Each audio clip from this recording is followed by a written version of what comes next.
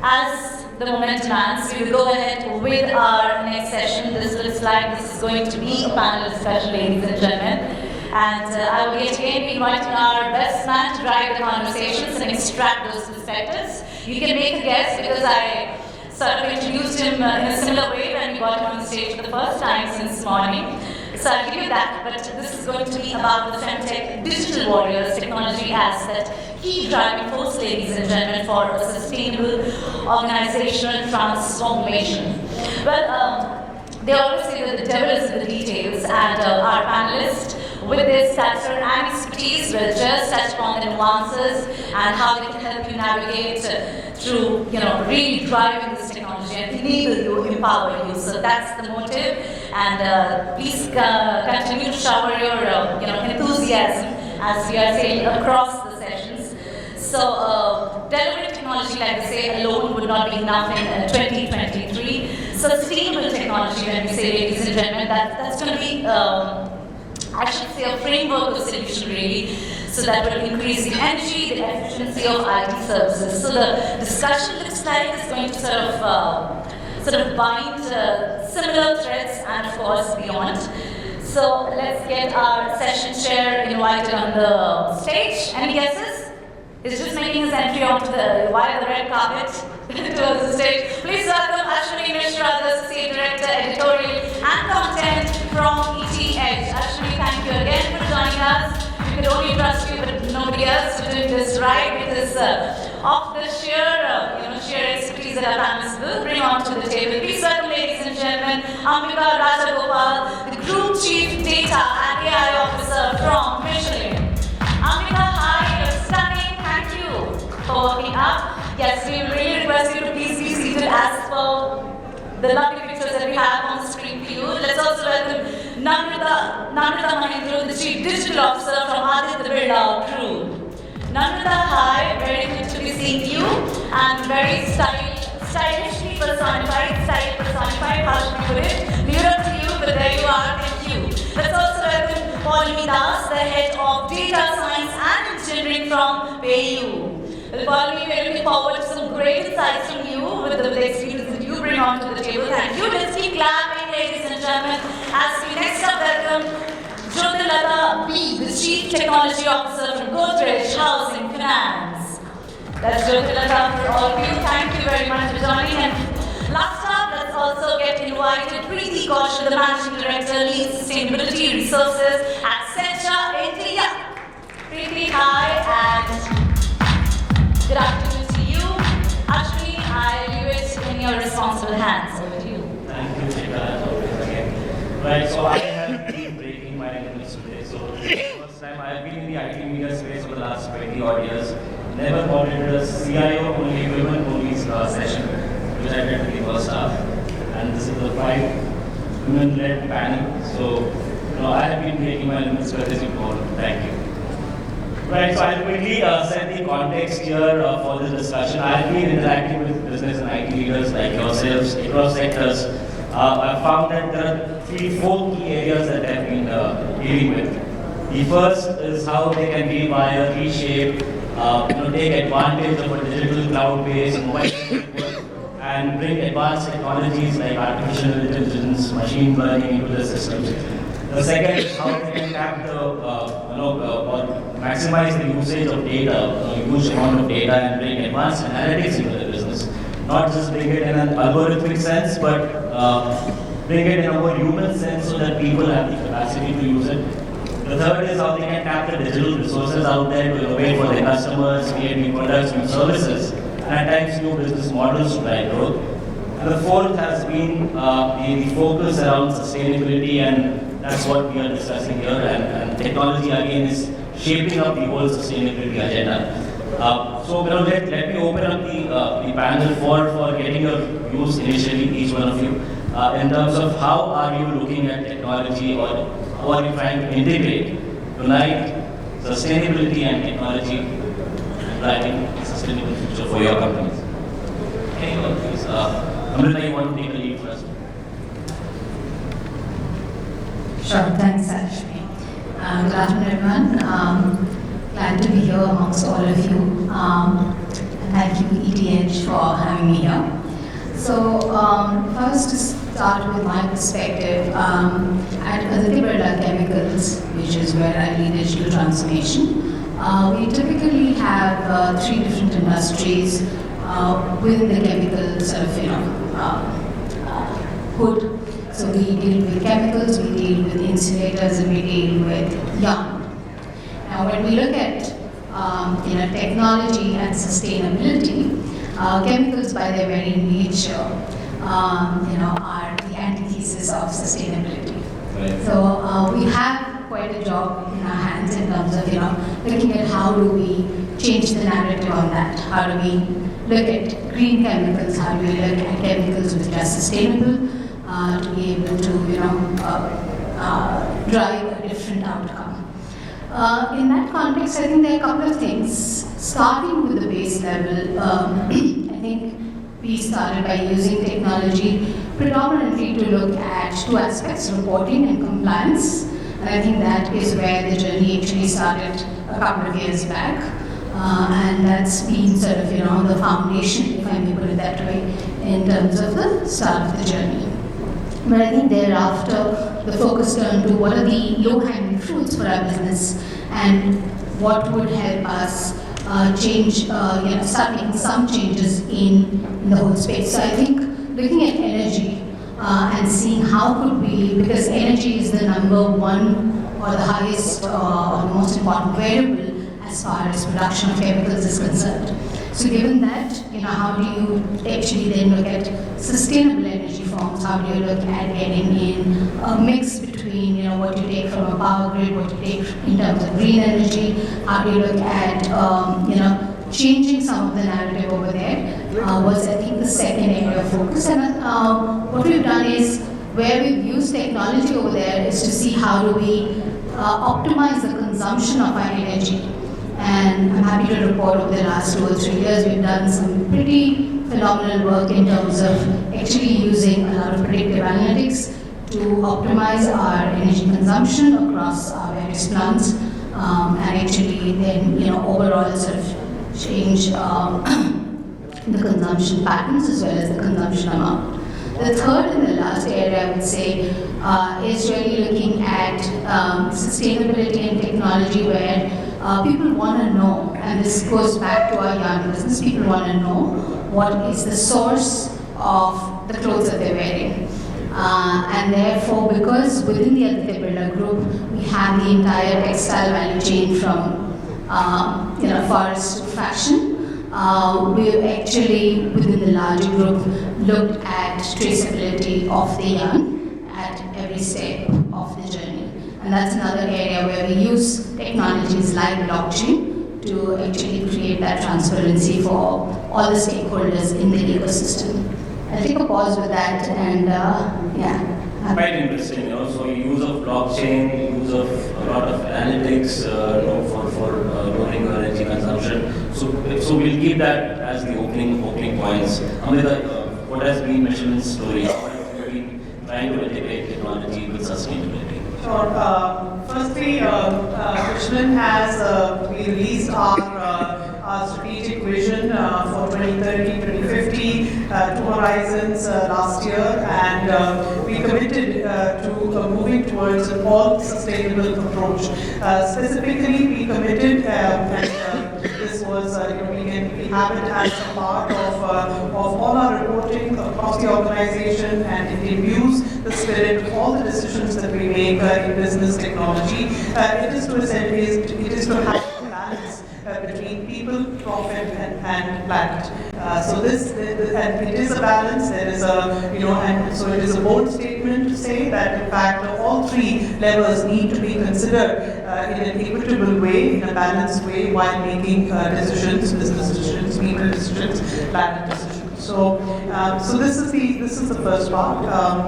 In terms of the sustainability and what we have done from a technology perspective, following with what Namrita just shared, again, the primary product from Michelin today is tires, and there is a sustainability question there in terms of end of life of tires. The the energy consumption, e-mobility, etc.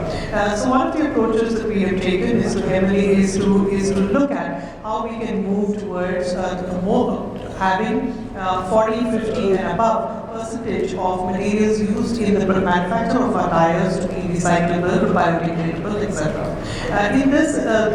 So this essentially is what we need to do here, and what we've been investing in is a great deal of research on material sciences part to essentially discover new materials, to discover, and as well as with hydrogen cells, hydrogen fuels, hydrogen cells, to look at new materials, new molecules that can fuel this kind of change towards a greater reliance on sustainable materials. And this, as such, R&D is at the heart of Michelin's DNA. And today, R&D at Michelin is heavily powered by data, by AI. Specifically, we use generative AI as a way to identify new molecules, with of course a human in the loop, but with those added gains in productivity, being able to identify further approaches that we could take with respect to new materials. Another aspect with respect to sustainability is the approach of circular economy. So essentially being able to trace the entire life cycle of our tire. And in this, we have been leaders in an industry consortium to have the tracing of tires via RFID, and of course, this is setting a data ecosystem around the traceability of tires because of course what gets quantified or what gets measured, that is something that we can then work on to optimize. So in this way, we really try to set a benchmark for the industry in terms of circular economy around tires. The third approach that I would say, of course, that this is similar to what Namrita says in our plants, looking at advanced analytics, AI, but also other ways to essentially like replacement, usage of renewable materials, renewable energies with our plant here in Chennai, giving back to the grid with energy that we can, and with various plants around the world to essentially have our plants become carbon neutral. That's what we are aiming at. And of course, coming back to technology, within our own IT systems, we have a large-scale effort that we launched last year to track the impact, the carbon footprint of usage of our services, as well as the services within Michelin, as well as our subsidiaries, as well as our the users of the services around and beyond tire services that we create, to measure the impact from a technology footprint perspective, with of course an idea to optimize it. So you beautifully put, so yes, you touched upon one point, what gets quantified, gets measured, and data again will play a critical role across the examples that you've cited. So, good afternoon all. I am Jyothirlatha from Godrej Capital. So, this is not actually a manufacturing company, it is into finance. So, sustainability and technology, how it will go hand in hand, is a kind of digital finance is what I would put it. So, we have launched our business during pandemic. So, if you see the regulatory framework in finance, a huge paperwork is involved. So what we could achieve is removing the entire paperwork and right from getting the leads. If you go to any of the sites of for the houses and all, if you go to any of the sites, you see a lot of paperwork and all. We could eliminate entirely that kind of system using digital framework. So that way, I would put it in such a way that it is a kind of bold step for us, because there were certain things which were regulated later. So we could take that on in during the pandemic itself. So that has really helped. And there are two things. One is sustainability in terms of the business, and sustainability in the technology itself. So when you are removing all these things, and when you are putting it in the AI and ML models, and you are doing a lot of digital journeys, and what indirectly we are doing doing is you are putting a lot of load on your servers and or the compute and the resources that will be required and the carbon emission. That is, it's a kind of trade-off between business sustainability and also how you are taking care of sustainability within technology. So what we have done is the processes which are actually every resource consumption is required. In those processes, we have done the cloud approach. So definitely, to some extent, you know the carbon emission guidelines and all in the cloud approach. So that has really helped us in achieving the business sustainability and also technology sustainability within technology. Absolutely. So yes, cloud is considered as one of the moves to ensure that the IT team or the IT department is sustainable in some form. Paulami, your views, how have you been looking at integrating tech and sustainability? Sure. Okay, I mean, to be honest, I've been working for 15 years and probably for the first 7 years, 7 or 8 years, I used to wonder what's the deal about sustainability, right?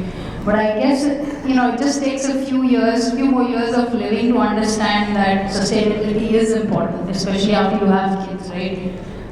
The way I would define sustainability is you give back more than you take. Not just as much as you take, but give back more than you take. And you can pretty much put this principle everywhere, including your workspace and of course your homes.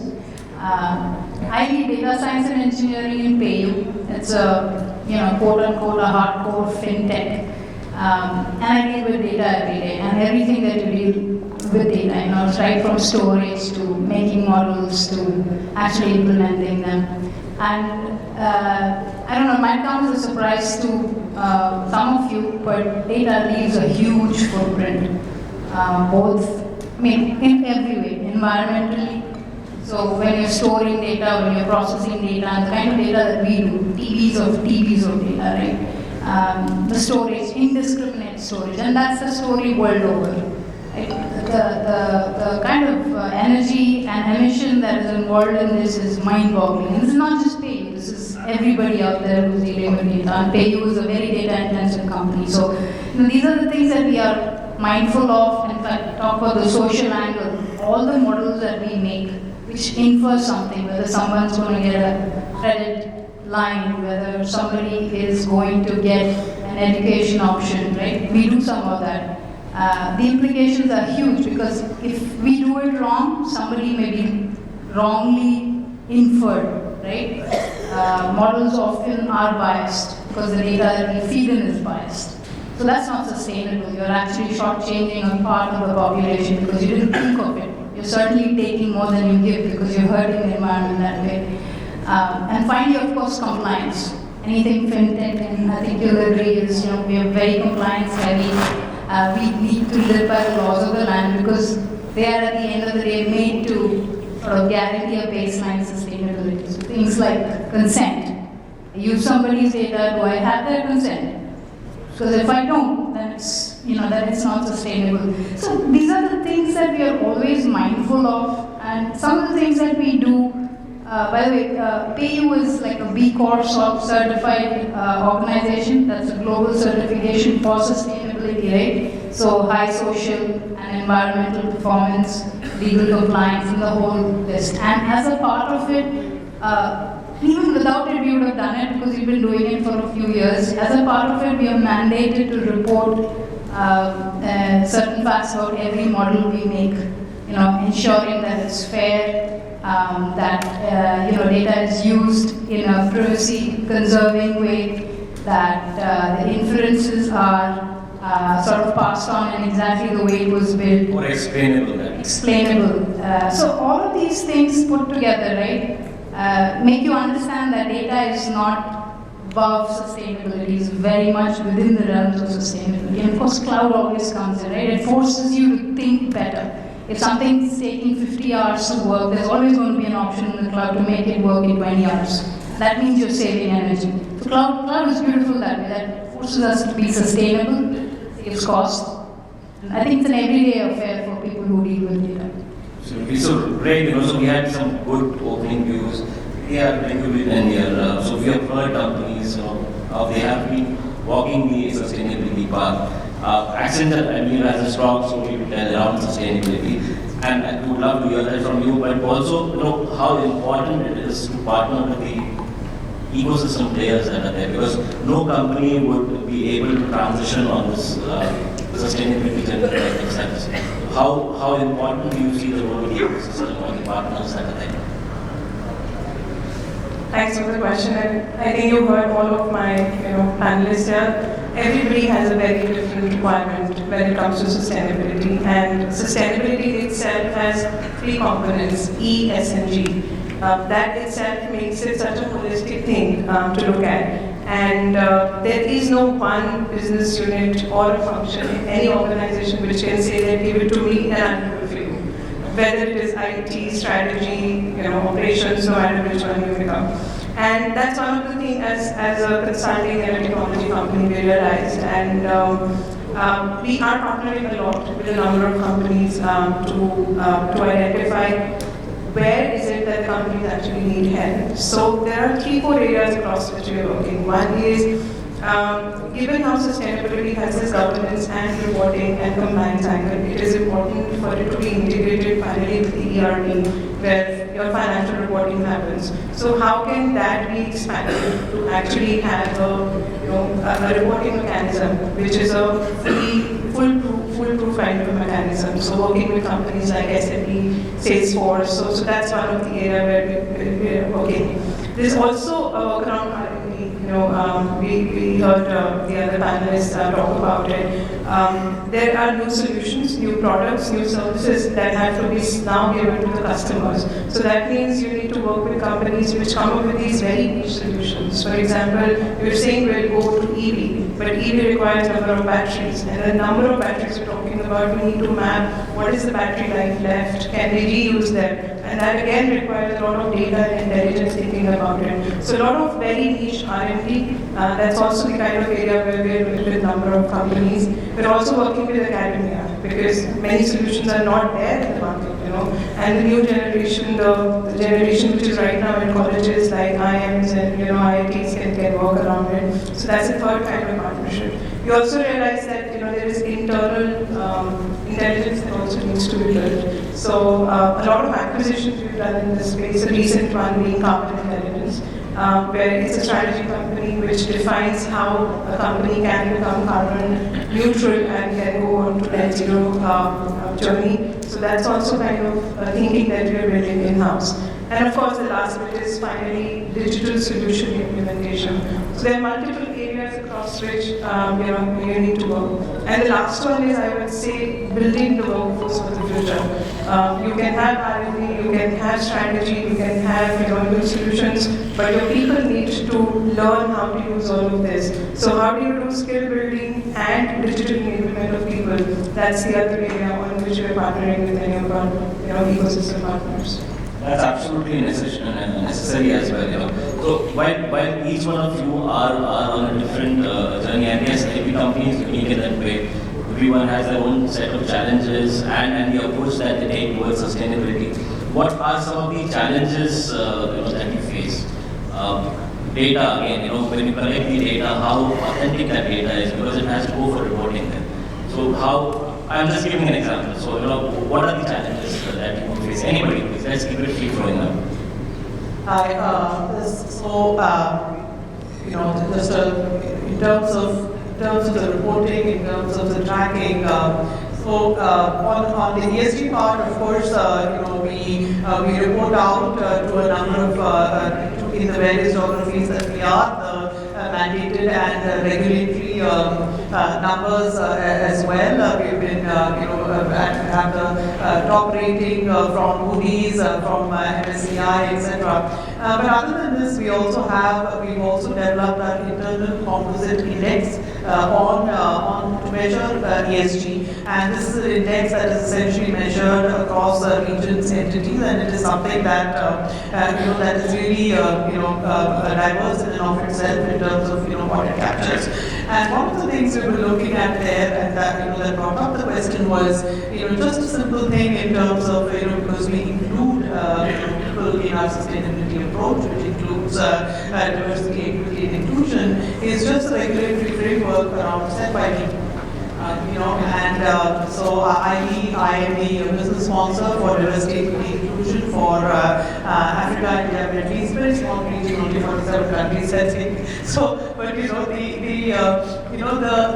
diversity of the legal frameworks, just across this span, and then when you extend it, when we compare this, with the rest of the globe, it's entirely different on all aspects of diversity, with respect to gender, disability, sexual orientation.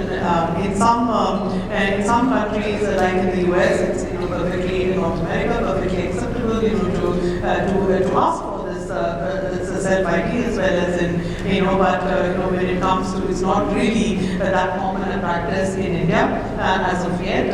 There are, particularly when these kind of surveys, if they are anonymous, you're still left with a lot of questions around it. So in terms of even a common way to gather data to assess the issues that we're really looking at, I think we have a way to go towards standardization.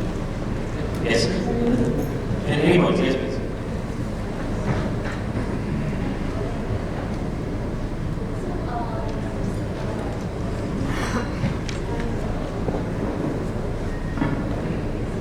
In the journey of going towards the data-driven decisioning and all, I see a lot of data which is not actually that much useful, that is getting collected, which is getting stored on the servers for years together, so that we may call it as a kind of the dog data or whatever. So that is actually one of the challenges, and actually knowing what data you are supposed to collect, on which you need to run your AI and ML models. That itself is a big challenge. And secondly, unlike the security framework, this ESG taking care of those things while building the applications, how efficiently you can build application, how efficiently you can implement the application. This is a kind of area where there is no standard framework. If I see in any of the coding standards or development standards, I'm not seeing that as a standard practice. When you are very much aware and your organization is having focus on this sustainability initiatives, then it happens to be a kind of checklist. But it is not following any kind of framework, so that is also a biggest challenge, getting the people who are experienced enough to know how to build and how to implement and how to drive. So this itself is one of the challenges that I am seeing. Absolutely. Namrita, you cited an example of your company using chemicals. I just thought of a water company. Plastics at one end and water on the other, and you can imagine the concerns that they would have.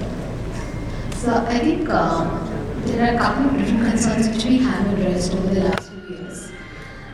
One of the things is, while I mentioned earlier that on the reporting and the compliance side, we've made good progress. We are now at the stage saying we have all of this data, how do we do meaningful insighting? And I think that's where we are, as my peers and colleagues said earlier, we're looking at how much of this data is meaningful, relevant, and what else is required to be able to actually create impact with the data that we have. The second aspect is, as we start looking at scope 3, and again, there's some distance from it, but you start looking at the ecosystem of partners. And it's not just about what you're doing internally within your organization, but also, your partner ecosystem. So we've started taking some baby steps in terms of, when we are choosing our partners, when we are onboarding new partners, can we give a little bit more consideration to those who are, aligned in their value system and in their priorities towards, being more sustainable. So I think those are baby steps that we've started taking. And I think we have a long way to go in terms of looking at the whole ecosystem and making sure that, when we look at that value chain, we are sustainable not just within, but even externally. So, I would sort of make in a way, you would be looking at partners who have that ESG credentials with them. Right, yes. Yes, so we have time to quickly. could relate to most of these, but there's, I'll probably just add one more point is, most of these are, at least the way I see the framework for ESG when it comes to data and tech, at the end of the day there are gray zones, some of it is discretionary, hard to measure. Right? So one place where I've found a challenge is the adoption, widespread adoption. And you make a framework which you think is easy and the best framework you could, but how do you trickle it down to the last man? It's a challenge that I haven't solved so far, but I think it's always a work in progress. Absolutely. I think the way I see is that when we are walking this journey of sustainability, it's almost like building Rome while the design is changing every day. What that means is that the standards with which we have to work are evolving. Nobody today even knows which is the right or which is only one framework to go after. SBTi is there. We talked about, Ambica talked about, being on the MSCI rating, but then you have a number of other rating platforms. So the fact is that there is journey that we started, but the most difficult part is to be able to standardize not just for one organization, for a country, but also globally. Because there's a lot of this export, import that most of the companies deal with, and these new announcements come in and they find it hard to continue to do their business. So standardization, I think, is the most important part here. Absolutely. I guess we have 3 minutes left. Final question, and would love to hear your comments. You see IT and heading your IT departments as digital leaders. How are you looking to ensure that IT plays a crucial role moving forward? You've started, so in some form we are moving towards a sustainable organization. What are the areas that you would need to tap on? Maybe partnering with other players, ensuring that internally the other teams are also well aligned to green computing practices and not just the IT department.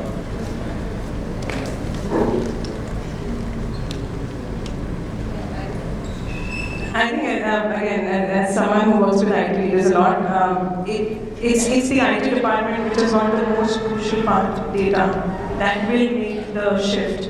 So as IT leaders, as technology leaders, I think we hold that close to us. We know how to use data, we know how to find data, and we know how to give it to the business so that they can use it in the right manner. So I think that's the key that all of us hold with us. Right. Yes, Ambica. So in fact, for a couple of years now, of course, there is I already mentioned there's an organization-wide impetus and a specific goal and aim that we have committed as part of our mission for an all-sustainable approach. But in addition to this, we also have what we call Green for IT and IT for Green. Right. So it's 2 aspects of it. Green for IT is essentially taking a look at ourselves and ensuring that because it's a large company with a large footprint. We also have we provide services like road safety services, including intelligence areas that contribute towards things like road safety. So that it's the footprint of services that we provide in the sustainability. That's large. So measuring what our footprint is, optimizing it. That's our Green for IT initiative. IT for Green is essentially to look at mostly data-driven AI or digital solutions that will that have an impact. We have a few that are in operation already, but this is something that's a specific focus for us. Not only that, we run hackathons specifically around this area also, because there's a great deal, a groundswell of enthusiasm around the area of IT for Green. Right. Thank you. I guess we have run out of time. Thank you to all our panel members for sharing your views. Really, it was very nice to interact with all of you, and thank you once again.